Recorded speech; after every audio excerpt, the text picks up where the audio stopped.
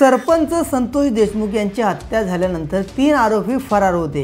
वाल्मिक कराड यांना अटक करण्यात आली होती, परंतु जे त्याच्याबरोबर साथीदार जे अजून ज्यांच्यावरती आरोप होता ते आरोपी 3 होते, ते फरार होते आणि त्यांना शेवटी पोलिसांनी अटक केली।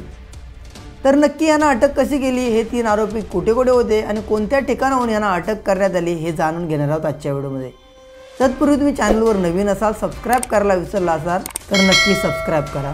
तर सरपंच संतोष देशमुख यांची हत्या केल्यानंतर 3 आरोपी फरार होते। हे 3 आरोपी वेगवेगळ्या ठिकाणी वास्तव्यास होते। सुदर्शन गुळे, कृष्णा आंधळे आणि सुधीर सांगले हे 2 दिवस भिवंडीमध्ये होते। या 3 आरोपींपैकी 2 आरोपींना पोलिसांनी अटक केली, परंतु त्यातील एक आरोपी आहे तो फरार आहे, तो अजून भेटलेला नाही।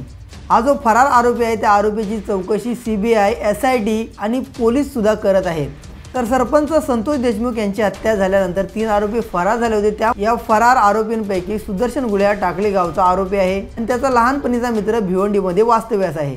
त्या मित्राकडे ते 2 दिवस आधी गेले होते। तर जो भिवंडीमध्ये त्याचा मित्र होता त्या मित्राकडे हे 3 आरोपी गेले होते, परंतु पोलीस पथक तिथे पोहोचण्याआधीच अर्धा तास आधीच हे 3ही आरोपी तिथून फरार झाले होते।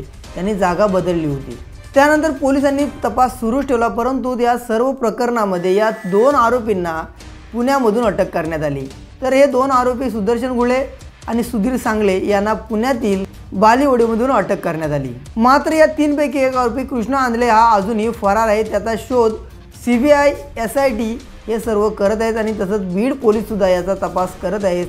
भविष्यामध्ये याचा सुद्धा तपास पोलीस लावतील हीच अपेक्षा करूया, कारण या 2 आरोपींना जेव्हा पोलिसांनी पकडलं त्यानंतर हा 3रा आरोपी होता ते पोलीस पोहोचण्याआधीच तिथून निघून गेला होता, त्यामुळेच पोलिसांच्या तो हाती लागला नाही। भविष्यामध्ये आणि येणाऱ्या काळामध्ये लवकरात लवकर पोलीस त्याला पकडतील, योग्य ती कठोर शिक्षा करतील हीच अपेक्षा करूया। तर हे 2 आरोपी भेटले, त्यांना कोणती शिक्षा व्हावी, कारण परंतु एवढे दिवस पोलिसांना खरोखरच त्यांनी जो त्रास दिला त्यावरती त्यांना काय शिक्षा व्हायला पाहिजे हे पोलीस ठरवतीलच। पण तुम्हाला काय वाटतं नक्की कमेंट करा। जर तुम्ही चॅनलवर नवीन असाल तर नक्की सबस्क्राइब करा।